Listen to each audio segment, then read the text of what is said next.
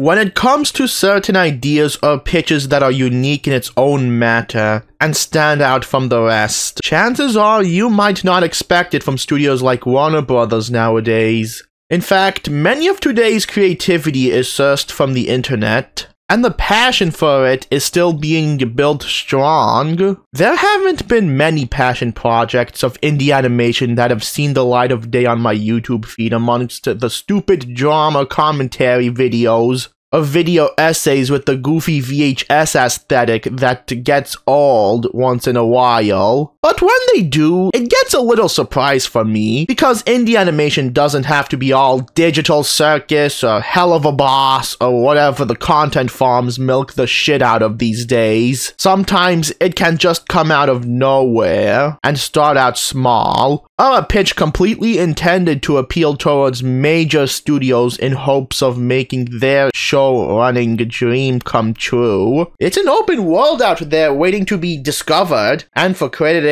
to make a profit out of it. Oh, come on! I'm not trying to exploit it! I'm trying to, well, introduce it to a newer demographic. And out of every indie animation project I've listed for the future lineup of Indiehemius, one of these projects happens to stand out to me in quite a special way. Now here's a riddle to guess if you can. What do you get when you document the inner workings of video game development and portray it in a video game environment itself by replacing employees as video game characters and staging it in a completely fictional video game world?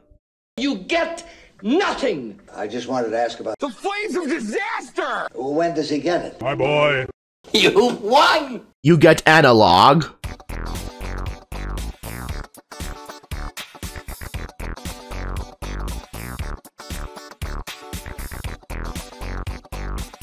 Machoboy has had his own fair share of 3D animation talent before, but Anna-Logue should serve as the true magnum opus of his channel. Anna-Logue is perceived as this fun little idea of game development within its own game.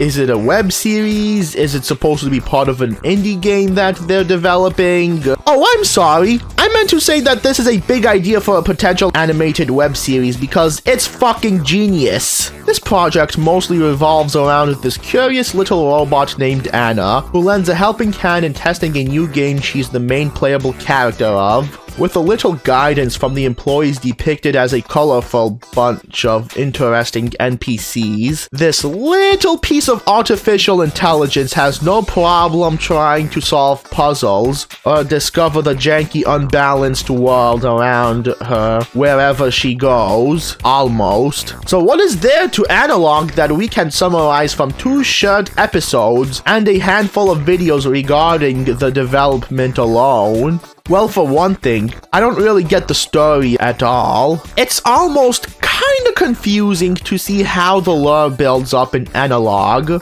I mean, this should model a story about a small game development company named Rainier Interactive Media, which is abbreviated to RIM, RIM, trying to make a game with this mischievous android who serves as the protagonist as well. Though being a game development company developing a game within the actual game is sort of a tongue twister, not gonna lie. I mean, okay, I guess Fortnite Islands and Roblox exist for that, but their manner is a bit complicated since these employees are physically embodied as video game NPCs or bosses and stuff, especially the main character Anna, who's way out of their control and doesn't exist in real life. Oh, did I mention that Anna is not canonically supposed to be real? Apparently, Machoboy's really transparent with the lore of the characters, more than the actual story itself according to the OST video. But he does mention a good portion about the game studio that they all work at in that vid, so I guess that's enough. And I assume that would make sense since the characters are really interesting to break down for this video. There are quite a lot, I would say, about the colorful and unique characters, including Anna. But before we get to that,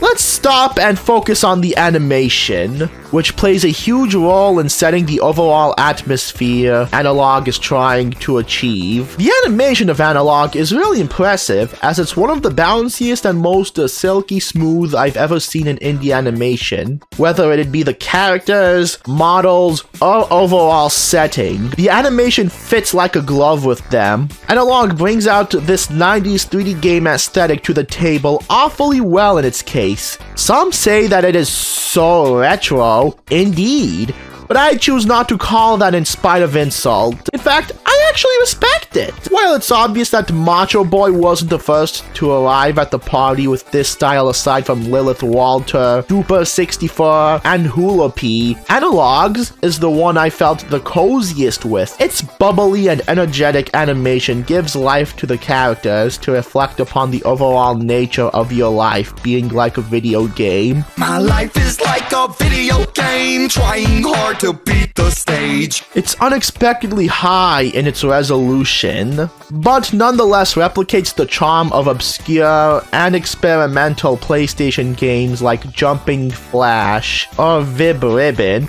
or even Croc. The latter of them shouldn't even be here, since they sold more copies than Banjo and Kazooie, and are getting a remaster soon. For a silly little internet cartoon with a retro aesthetic, this is a must. In fact, the character design should get a lot of praise as well, as a majority of the characters are modeled to blend within the 3D atmosphere Anna-Logue emits. You got your polygonal protagonist and a staff that make sure all goes well in their world, while spurting that lovely fizz of low poly physique. Some of them are just darn cute, while others seem pretty cool in its design. And then you got the creepy ones, which I'm believing that they were intentionally made to look a bit freaky and intimidating on their lore and background. Maybe some might find the Durman and Overbird a bit unsettling, but I haven't found anything flawed with them since they're yet to make their debut in the shirts. Overall, everyone else, including Anna, looks just like a video game character, and I wouldn't have it in any other way, not when Fireboy and Water Girl are in it. Hell yeah! But that alone just reveals the characters to be the biggest element of Anna-Logue. Just like I've said before, the only way the lore of Rim is accurately represented is through the characters more. And Machoboy wasn't lying. The employees and higher powers actually uphold roles that are based on the real-life job positions that any game company would have. They serve as the literal backbone of the games they both develop and exist in. In fact, their figures depict what appears to be the realistic names of developers and programmers, whose jobs and positions closely resemble their toonish presence in Anna's world. I mean, starting from the first two shirts alone, we have Risk and Reward, the two assistant programmers who are written as twins that serve as assistant programmers, whose tasks closely personify their fictional outline. Risk over here is illustrated as a chaotic, fiery dude who likes to set up certain challenges and obstacles that make Anna's testing tricky and make her life a living hell, while Reward closely resembles an angel and tries to ease things for her and making the prize more accessible to de-stress Anna and make her feel better about herself. They both connect perfectly together like puzzle pieces for both their design, personality, and job. Then we've got In-House, the coding twink, who's the head of programming and oversees Risk and Reward on the things they do with Anna and the game in general. He's supposed to have this weak, nerdy, and somewhat feminine figure when it comes to prioritizing brains over brawn. He's painted as this cautious but enthusiastic guy when it comes to his profession. It's like he's willing to take any hit and proceed to find out what's going on whenever there's a bug or more. We've got Dram, the rusty old mechanical shitbox, no offense, who oversees the majority of engineering within the company, including hardware. Though stated to have a cranky demeanor, as shown in the second shirt,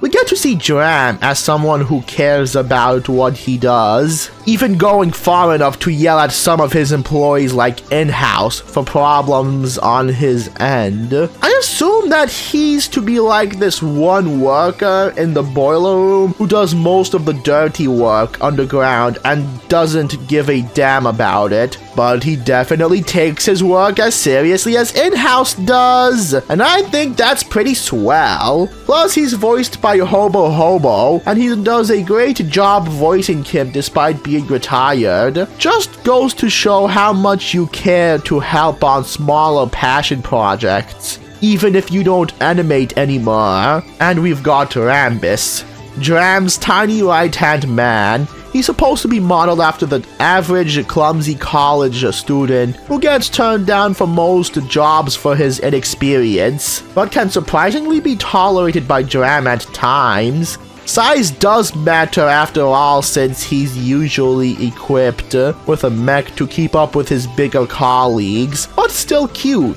And that's only just one half of the character roster revealed. The ones we've yet to see in a fully animated presence are pretty interesting once you peep their looks and bios too. Like this world that's supposed to be a video game even has depictions of characters that usually work outside the development field, because even they play a big part in real-life game development too. Like for instance, we have the leader of marketing and advertising portrayed as an open door with a creepy green face. And his design makes a lot of sense since most small advertisers are usually degraded to be door-to-door salesmen. While the head honcho of Rainier is supposed to be this big, scary, robotic exoskeleton with a baby face to strike fear and intimidation, just like with many other executives with a cold demeanor in reality. Hell, even the composer is a video game character, as music and soundtrack plays a huge role in game development.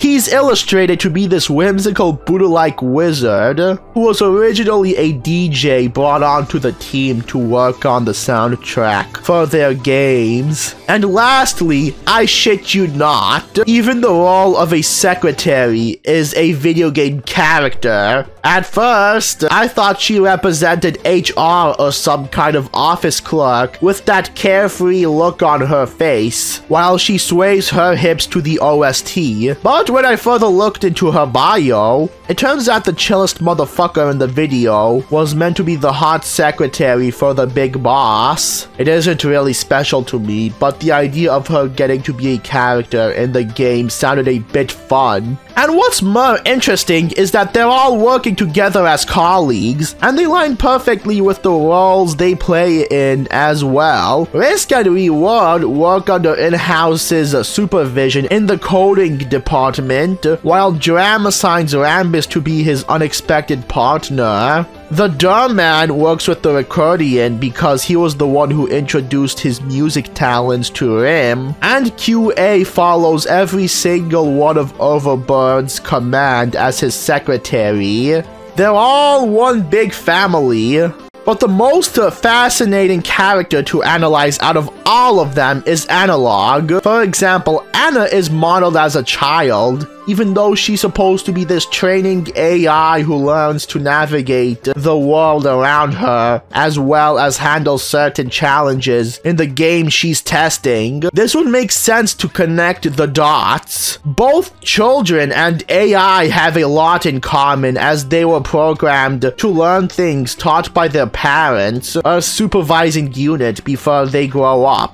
In fact, a child's mindset doesn't fully develop until they are 21. AI has a similar trope to that, since they can't be fully developed, unless if they're programmed to be aware of the world around them. But even artificial intelligence has to learn to do that too. It's fitting to render Anna as that young, whimsical, curious little robot with the mind of a child, because it's exactly the same as how AI can be seen when introduced to this world. They're also required to learn everything before they go out and prove themselves to be of use in this world. If done on the right path, however, like for example, I'd rather have AI upgrade my graphics performance and improve the medical field. That's a good use of AI, not take away our jobs and replace natural human creativity. This makes Anna-Logue to be the most special character out of all of them to cover, because unlike portraying a video game developer and their role in the real world, just like the rest of them, she's portraying the entirety of the game's AI as a whole,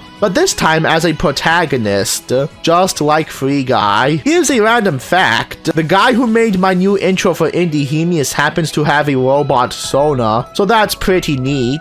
So my overall impression of Anna-Logue is that it's a wonderful concept for an animated web series or a game. Maybe being game developers, developing your own game in the video game world that you're a part of. Christ, try saying that 3 times. Sure, maybe the plot can be frustrating to put together, but I could forgive all of that when the animation is livid and the characters are filled with such charm regarding their background. Especially Anna-Logue. I don't know when we'll ever get newer episodes or videos regarding Anna-Logue, other than a Bomb Rush Cyberpunk mod of Anna, which looks pretty sick even though I don't play that game. What I do know is that Machoboy is still pretty active off the platform through MachNet, his official Discord server, where he hosts movie nights occasionally. Only the devlogs will tell, but whatever he might have in store for us later on, Anna-Logue has left me with nothing but high expectations for what's to come in the future.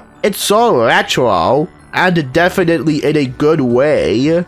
With that being said, this has been Bohemius. I want to thank you all for sticking with me and my channel. I know I went back to college recently, but there's more to come in the future. Stay in touch by subscribing to me and ringing the bell. This one's in the bag.